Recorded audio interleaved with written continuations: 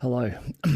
Tonight I'd like to just quickly cover off some of the Wagner and Prigozhin news. Obviously the weekend was a big news weekend in Ukraine and Russia in terms of the insurrection, the attempted coup or whatever it was that Evgeny Prigozhin instigated with his Wagner forces, with them leaving their encampment and travelling to Rostov-on-Don, which appears to be the Russian centre of command for battle, the Ukraine fight at this period of time, and then sending in some of his troops up towards Moscow before ultimately entering into some negotiations with Belarusian President Yushchenko, who was able to come to an agreement with Prigozhin where he appears to have said he would back down, his troops would go back to where they were, and he has been moved to Belarus. It's all very, very interesting and confusing. Still, there are many stories floating around as to what has actually happened, and I might do a deeper dive into all of this in a week's time once some more news has come out. But a couple of things that I still find very interesting or don't understand enough of the backstory to really grasp is why Prigozhin would embark upon this, if it was a real coup attempt, without any solid political support confirmed, because he didn't appear to have any political support. He'd made the move clear that he was moving to Rostov-on-Don. He'd made the video announcements. He'd sent troops, his Wagner troops, up towards Moscow, and there was no break in the political fabric in Moscow where people separated themselves from Putin and pronounced their support for Prigozhin. So without that there, surely, tactically, he would have thought it was a tough ask to be successful. Also, he didn't have any real military support. He apparently had maybe a quarter of his forces involved in the movement to Rostov-on-Don and the insurrection or attempted coup. But apparently a large number of those forces were under the impression that they were travelling to Belgorod to get ready to support there and weren't aware they were actually part of this insurrection. So he didn't appear to have great military support either. Now, if you're attempting a coup, normally you would expect that you'd have some political support and quite a bit of military support to go with that. And instead, if he had 8,000 troops, perhaps, maximum, some of them unaware of what was going on, I don't know. It just feels lightweight for a proper coup attempt. And it was telegraphed. They had a long way to travel before they got to Moscow. So, I don't know, more will come out in the next few days. Other thing that just troubles me, if this was a real coup attempt organised by Prigozhin on his own, is that after Putin came out and basically inferred that this was treasonous activity and that those responsible would be punished, that all the charges against Prigozhin have been dropped and he's happily driven off to Belarus. That just seems weird. If you had really staged a real coup attempt and it had been shut down, and even if it had been shut down through negotiation, I think that you would throw that person under lock and key into prison immediately and make a big show and song of dance about this is what happens to people who try to do this in our country. But that hasn't happened. Now, maybe it was a real attempt at a coup to overthrow Putin. Putin knows this and he's just taking his time and not fanning the flames now, letting things calm down, letting people get back to focusing on the special military operation. And maybe Prigozhin should heed the warning of an American general who's just suggested that he may need to be careful around open windows because maybe some reprisal will be coming in the future. But even so, it just seems weird to let him go like this.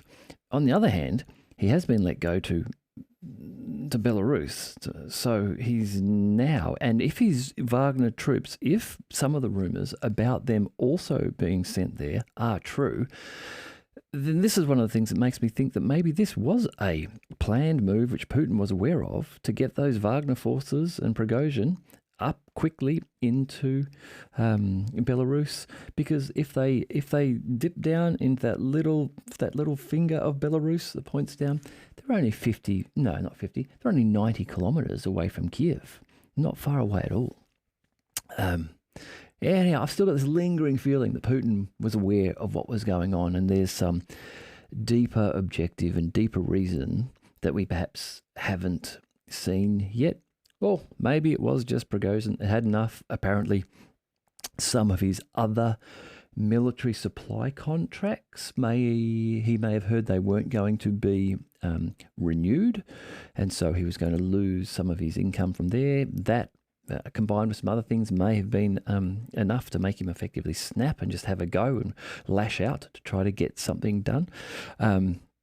Simplicius the Thinker has an article which talks about another theory that for the last few months, while Prigozhin has been claiming the shell shortages and screaming at Shoigu that he's been starving him of shells and it's killing his troops, that perhaps this was all a plan for Prigozhin to be able to stockpile shells in readiness for a coup attempt. There are a lot of theories out there.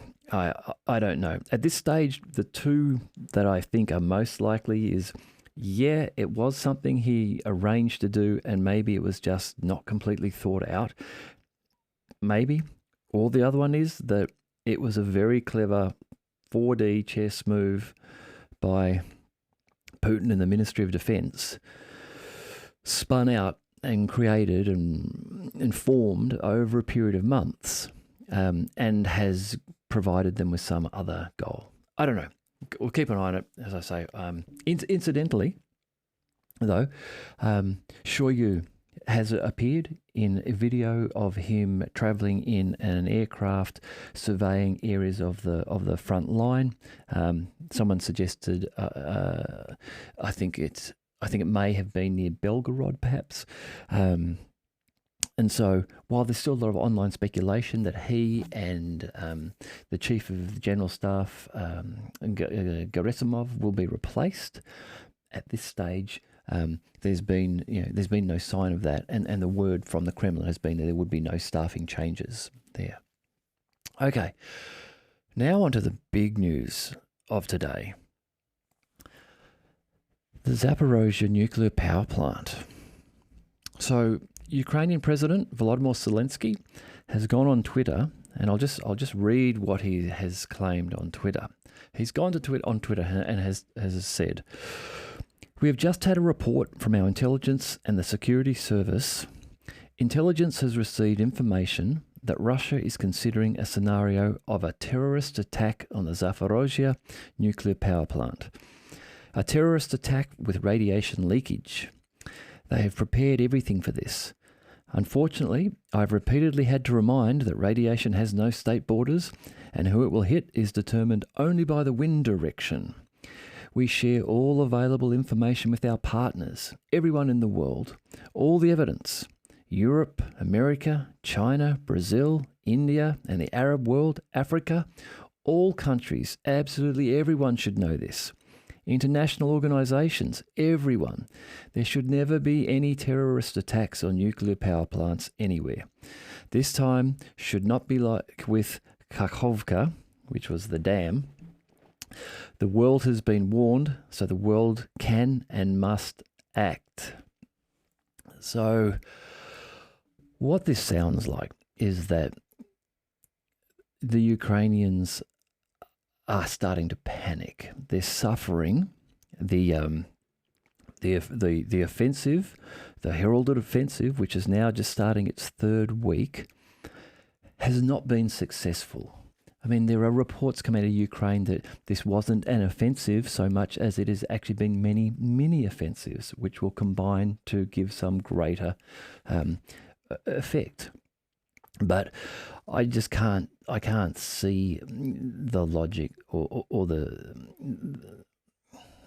anything to verify that as being the correct approach. From everything we've seen, from the talk from from American generals before the offensive, to even reports that have come out from Ukrainians post the offensive that it's not going as fast as planned, even from Zelensky. The plan they had was to roll out with heavy armour, break through the Russian lines, advance down towards the Sea of Azov within 3 to 4 days, then with a large force coming in behind them, and make a big scene and a breakthrough and hold that division, cutting off the Crimean landmass in time for the NATO summit coming up in July, and be able to claim that massive victory, and that they needed more help and Western support, because Ukraine does need the Western support. There's no question about that. Ukraine on their own, if the Western support stopped today, they would be destroyed. The war would stop immediately, because the Ukrainians can't produce their own weapons. They're completely reliant upon Western supplies. So the plan was to break through. The plan wasn't to do probing attacks as being reported. We saw in the first days heavy columns of armour led by the best tanks they had, the Leopards, followed up by Bradleys, and it didn't go to plan. They encountered big problems in the minefields. They lost a lot of armour. They lost a lot of men. Reports coming out from a number of sources now, Russian sources, also some other military analysts, are that the estimated loss of men in the 3-week period is near 13,000 Ukrainians. So it hasn't gone well so far. And because it hasn't gone well, and because Ukraine is so dependent on the West for supplies of ammunition and machinery and training and equipment, tanks and so forth, that the Ukrainians are starting to panic. They're getting to a position where they can't continue the offensive and make ground. Later on, I'll get into some of the detail of the updates of today's fighting in the last 24 hours. There's been no major advances. There's even been talk of Russian advances in some areas. So, with no advances being made, with the NATO summit coming up, with the American investors, some of them starting to openly question what's going on, where's their money gone, where is the big offensive, the big push, the success they're expecting. The Ukrainians are reaching a point where they need to find a way to be able to compel the West to continue to support them. That they need something that they can show to the West to say, see, this is why we need your continued support. Forget about the offensive that didn't work out. We need your support for this reason.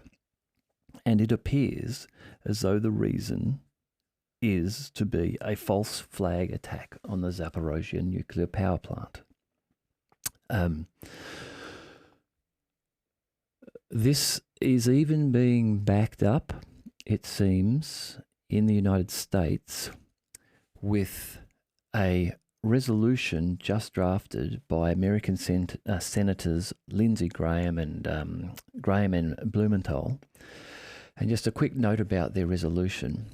They've noted in their resolution holds that any use of a tactical nuclear weapon by Russia, Belarus, or their proxies, or the destruction of a nuclear facility that disperses radioactive contaminants into NATO territory would be viewed as an attack on NATO itself, requiring an Article 5 response. So this looks like a very thinly veiled attempt to draw up the groundwork, prepare the NATO nations, prepare the Western media, and the Western media is already eating this up and loving it. Some other reports are already coming out that claiming the Russians are preparing to do this to the Zaporozhye Nuclear Power Plant. Get everyone ready so that if something does happen to the Zap power plant, that they will blame it on the Russians. And no doubt there will be reports that the wind was blowing westwards and that radiation has blown over to Romania or Poland or Germany. And NATO will then be able to claim an Article 5 situation has occurred. Now, Article 5 of NATO is the clause or the article which states that if one NATO state is attacked, then all NATO states will respond, and that response can include military action. So this is effectively Ukraine's last-ditched effort to be able to win this war against Russia, and the plan to do so is by engaging all of NATO. Now, this is reckless. This panic, as Alexander Mercouris said today in the Duran, their panic is making them reckless, and it is. This is reckless behaviour. The idea of establishing a false flag nuclear event in your own country so as to draw NATO in to continue the fight is insane behaviour. I know a lot of Ukrainian supporters will go, no, that's not the case. It won't be a false flag. The Russians are going to do it. But why? Why are the Russians going to do it? The Russians have had control of the Zaporozhye power plant since March 2022. So for 15 months, they've had control of that plant. There's been reports multiple times during that period that the Ukrainians have shelled the plant and shelled the Russian positions within there. Now, allegedly, the Russians have shut down most of the reactor equipment, so everything's in effectively a cooled down mode. So an attack on the plant wouldn't be something like Chernobyl, where there was an overheated reactor, super pressurized hot water and steam built up, which erupted and cast out with a massive explosion, nuclear waste all through the atmosphere. This isn't what is thought to be an outcome of an attack on this plant. Here we have reactors turned off effectively or shut right down, so not producing that sort of outcome. But again, the Russians have maintained this, and in theory, if they were to progress further across the Dnieper, then they would wish to use this plant to produce power and keep power in the region. Given that the Russians now appear to have changed from their initial plans for the special military operation to now, yes, I would expect aiming to move to the Dnieper, to take Kherson, to go up and take Kharkiv and retain that territory as part of the eastern states of Ukraine, who are heavily populated with Russian speakers and Russian-aligned people. Then yes, I would look to keep the Zaporozhye nuclear power plant operational so they can power that region up. I have seen in tweets by some NATO guys going, the Russians would blow it up so that Ukrainians couldn't advance past there. I don't think the Russians need to do that. There's already the Dnieper River as the barrier between the Ukrainians and the Russians. The Russians are on the eastern side, the Ukrainians are on the western side. There's a natural barrier there. So creating a nuclear one, which means the Russians can't advance through that area if they wanted to, just to stop the Ukrainians from advancing. Look, I don't think that makes a whole heap of sense. You've got to remember, the Russians were in the Kherson region and they retreated from there. And part of the reason they retreated from there was because they were concerned that if the Kakhovka Dam was blown, as it has been, that they would then be trapped on the western side of the river, away from their supply lines. So the Russians, like even today, there is apparently a group of about 50 Ukrainian soldiers who have made it across on small boats near the Anatov Bridge in the Kherson region. There's some very interesting footage of an armoured personal carrier, a Russian one, travelling up towards that area to do a rescue. But there are some Ukrainians there. They're across The bridge is no doubt being shelled by the Russians, so in damaged and poor condition. If they want to advance further, they'll have to get some heavy equipment across there, which will be a fun thing to do. And even if they do, the Russians probably aren't too concerned about it, because now that small Ukrainian force is on the western side of the river. And if the bridge gets blown, then they're reduced to trying to reinforce and support themselves with boats. Now, the Russians have that area of the river dialed in with artillery. So there's already a barrier there. The Russians don't need to make a nuclear one there, which then thwarts any plans they might have of progressing through that area, plus destroys the nuclear power plant, plus ruins that area, which is an area they're trying to claim for Russian speakers. I don't see any logic in the Russians blowing it. So this is very, very, very important, and this is a major escalation. Because as I was saying before, getting NATO into this fight is the only way that Ukraine can hope to win against Russia. If they can pull in all of the NATO nations, all of the NATO equipment, all of the NATO forces, and do that as rapidly as they wish, because once an Article 5 response has been called, that's it. The gloves are off. NATO can walk in as NATO. However, today, Ukraine is not a part of NATO. And so that's why this is particularly frightening, what Lindsey Graham and Blumenthal, the senators in the States, are doing with their resolution, because they're suggesting that a resolution be agreed and undertaken that even if a nuclear power plant is attacked or damaged by the Russians and nuclear fallout was to travel to a NATO nation, that would be enough to enact an Article 5 response. Alexander Mercouris on the Duram this morning, again, he's very insightful. He mentioned, brought up a very good point, that when Lindsey Graham was in Ukraine a few weeks ago, he mentioned that the Ukrainians had shared their plans with him, and that there would be a big surprise, a shock for the Russians. Now, I was speculating a few weeks ago that perhaps the big shock and surprise might be that while Air Defender was on with 220 NATO jets flying around Romania and the Czech Republic, that perhaps that's what the Ukrainians would use. Somehow trigger an Article 5 operation, maybe send a rocket into Poland and claim it's the Russians, and then suddenly have all those planes available.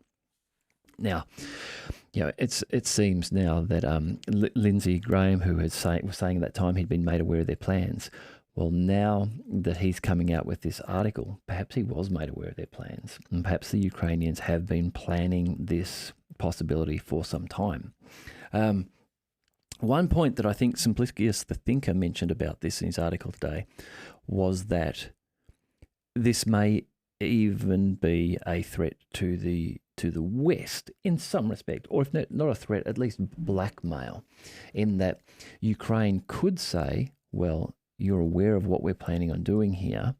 If you don't support us further, our only option is to create a false flag attack on the Zaporozhye power plant, and then you're going to have to come in. You're going to have to help. So it may be a bargaining tool. It may be a bit of bluff at this stage from Zelensky as a bargaining tool. However, the overwhelming enthusiasm and eagerness with which Blumenthal and Graham have drawn up this resolution seems to me that the Americans, at least the hawkish neocon Americans, are okay with the idea. It doesn't seem like blackmail to them. It seems like something they would very much like, so that they can get NATO boots on the ground in Ukraine. One other point on this is that, I think the International Atomic Energy Agency, they have inspectors at the plant, and they've not given any indication. In fact, I think they've refuted what Zelensky has said in terms of the Russians mining the coolers and mining all of the plant. There's been no report of that from them.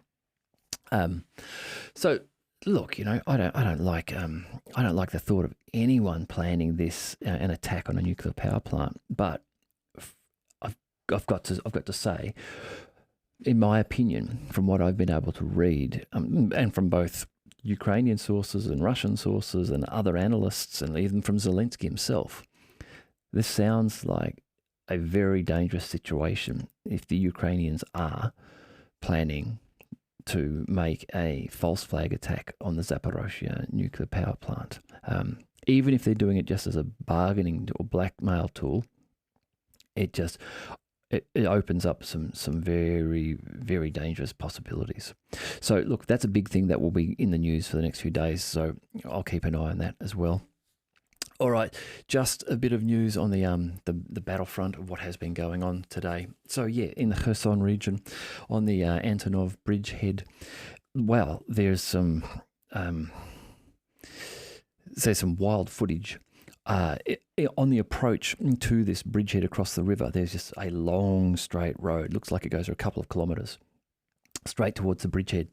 And I don't know what it is, a BMP or an armoured personnel carrier, but it's got a decent-sized cannon on it, and it is just driving up and firing off rounds until it gets close to the bridgehead, close to the river. It pulls off to the left, turns around, fires off a few more shots, and then you can see, this has all been filmed from a drone, I should say. You can see then a group of Russians with, so it looks like they're carrying someone on a stretcher, putting them into the personnel carrier. And then the Ukrainian forces from across the river, it appears, start to shell the vehicle, and the vehicle takes off. It's quite dramatic footage, but this is this is the bridgehead I mentioned earlier, where apparently 50 troops from the Ukrainian side have come across in small boats and are now holding that area. I think the area is very lightly populated by Russian soldiers, given that this would have been area that would have been flooded recently, and also given the natural barrier of the river itself, there may not be a need to have a large group of soldiers deployed very close to that area. So I know that in Simplicus, the Thinker's article, he was suggesting that the Ukrainians will probably work to establish more forces there and slowly spread out and control a little bit of the western side of the river. Again, it's not going to be easy. They need to get heavy equipment there if they really want to set up camp. And there's one bridge right behind them, which, again, a decent missile strike to take it out. Then they're cut off from their supply lines. So, yeah, I wouldn't personally really want to be one of those 50 guys there at this stage. I think the Russians will probably allow them to be there for a period of time until they either grow too large in number or something else happens, and then the Russians will either blow the bridge or we'll just slowly attrit them with artillery. Some other information. So this is from the Russian Military of Defense today in the Kherson region. Over 50 Ukrainian troops, 2 motor vehicles, and another M777 artillery system have been eliminated. Also, the ammunition depot of the 126th Territorial Defence Brigade was destroyed. So the Territorial Defence Brigades are usually brigades which are not your advanced fighting units, but ones that perhaps will sit back slightly from the front line and then will be deployed to hold areas, but not at fight and advance. So the 126th, near Kazatskoye in the Kherson region, it was allegedly a stronghold. An ammunition dump was destroyed, and the footage of it does look like it was an ammunition dump. It's got that signature small mushroom cloud go up and a whole heap of raining red hot shards of metal falling down. A video was released by the Ministry of Defence today of that. Moving east to the Zaporozhye region, so on the Vremivka ledge near Makarivka, there is some footage again of this is of, I think, a T-90, allegedly a T-90 Russian tank. There's 2 Ukrainian armoured personnel carriers in a street, and this tank just approaches them. It appears as though they may have been surprised by the tank. The vehicles are just sitting either side of the road. There's no attempt to move. And the tank fires one shot, which appears to immediately destroy one of the vehicles and perhaps disable the second, and then turns around and fires a second shot into the second one. And it looks like both of the vehicles were pretty much destroyed. And unfortunately there's pictures of bodies on the ground. So I don't think that many. I think it was a pretty devastating attack on those two direct shots from short range. There's reports that there were a number of attacks made in the Zaporozhye region, and that the use of artillery and the heavy flamethrowers, which is the TOS-1 thermobaric systems of the Vostok group, were used and were able to repel those attacks. There was also talk that near Orikov, heading down towards Robotne, that there were some small advances made by the Ukrainians today. But again, in that area, the Russians hold the slightly higher ground there, and reports are that they were able to repel those advances. The Ukrainians made some room, but then effectively they were unable to hold that land they'd captured and retreated again. Another ammunition dump. This is of the 65th Mechanized Brigade in Kuzhum in the Zaporozhye region was destroyed. And in the Zaporozhye region in the last 24 hours, the losses of the Ukrainians have amounted to over 170 Ukrainian troops, 1 tank, 4 armoured fighting vehicles, 3 motor vehicles, 2 M-Star-B howitzers, and 1 D-30 howitzer. So then, moving on to the Donetsk People's Republic in Artyomsk, which was formerly known by the Ukrainians as Bakhmut.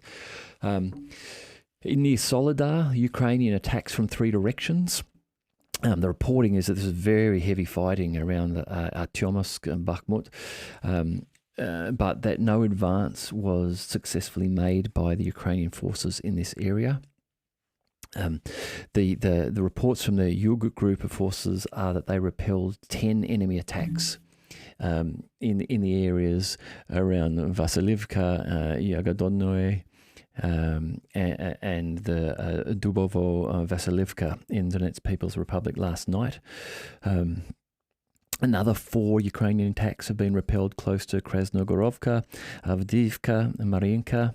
So a lot of fighting still around Artyomsk and Avdiivka in Donetsk region. The reports from the Ministry of Defense are that up to 430 Ukrainian troops, 11 infantry fighting vehicles, 7 motor vehicles, 3 pickup trucks, 1 D-30 howitzer have all been destroyed during these actions. And also that an ammunition depot of the 110th Mechanized Brigade close to Avdiivka was destroyed.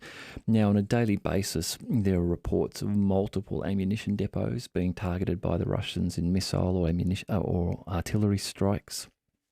This must be making the continued offensive operations for the Ukrainians harder, as they're losing stockpiles close to the front line and then having to transport more stock. And we know that there are shortages that the West is struggling to replace, particularly the 155mm shells.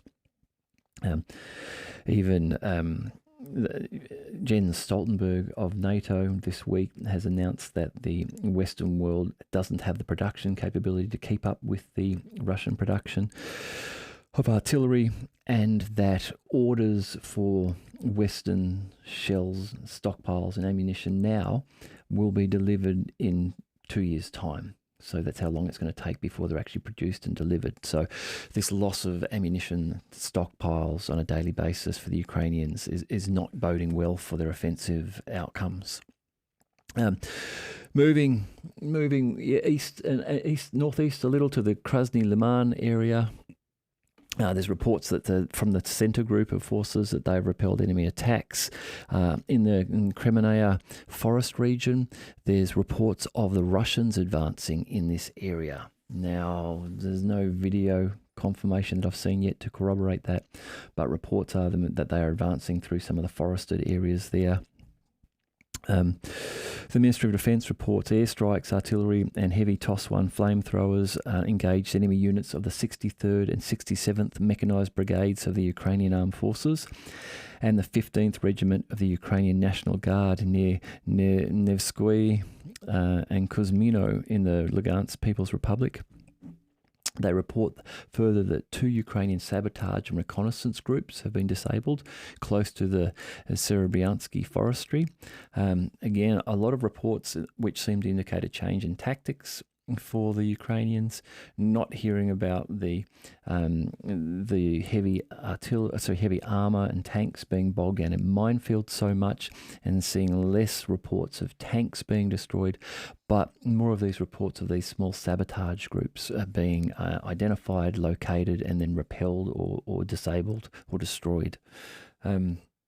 In the Krasny-Liman area, the Ministry of Defense of Russia reports that the enemy has suffered up to 130 troop losses, 3 armoured fighting vehicles, 2 pickup trucks, 1 Gvozdika self-propelled howitzer, 2 D-20 howitzers, and that 3 Ukrainian servicemen surrendered in that area.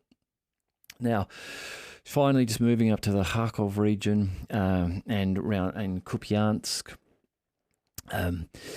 The Zapad group of forces reporting inflicting fire damage on manpower and military hardware close to Krasnoye Pervoye, Novolmilsk, and Masyutovka and Katgilarovka. Up to 25 Ukrainian servicemen and 2 pickup trucks were eliminated, is the reporting. Moreover, an ammunition dump of the 60th Mechanized Brigade of the Ukrainian Armed Forces was destroyed close to Ogutsovo in the Kharkov region.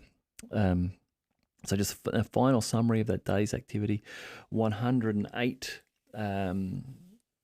Ukrainian armed forces units have been engaged over 137 locations in the last 24 hours by the Russian forces, and Russian air defense forces have intercepted 1 Tochka U tactical missile and 1 HIMARS MLRS projectile. So this summary information they're providing seems to indicate that there is a lull in the fighting. In previous days, the number of HIMARS intercepted, the number of missiles, the reported losses of the Russian reports of the Ukrainian losses have been higher. There's obviously still very heavy fighting going on, particularly in regions like Artyomsk and Avdiivka around there. But in general, it seems as though a lot of the push and the activity from the Ukrainians seems to have paused. Okay, that's it for today. If you've watched it this far, thank you for watching. Please subscribe. If you like this channel, please share it. Talk to you soon.